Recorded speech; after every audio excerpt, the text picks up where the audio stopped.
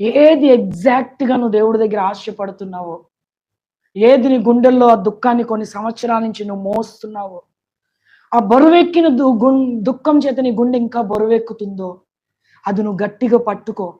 దాని వెనక చాలా సంతోషాలు వస్తాయి, కానీ అవి నీ సంతోషానికి కారణం కాదవి. హల్లెలూయా. నువ్వు కోరిన సంతోషం వేరు, నీ గురించి దేవుడు కనిన కల వేరు కదా. ఇవన్నీ మధ్యలో వస్తాయి. రాజరికం వస్తుంది, మందు మనోళ్ళు వస్తారు. అబ్రహాంకి 318 మంది సంతోషాన్ని ఇవ్వాల, తనకు పుట్టిన కుమారుడు ద్వారానే అబ్రహాంకి సంతోషం కలిగింది. హల్లెలూయా. అలాగే యోసేపుకి ప్రధానమంత్రి అవడం సంతోషాన్ని ఇవ్వాలి. మనం ఏమన్నా సరే అనుకున్నాను, చాలా అనుకున్నాను, కానీ చాలా సంవత్సరాలు ఏడ్చాను, కానీ ఇక దొరకలేదని. ఇక ఇచ్చిన దాంతో నువ్వు అడ్జస్ట్ అయినా ఆయన అడ్జస్ట్ అవ్వడు, నువ్వు మర్చిపోయినా ఆయన మర్చిపోడు.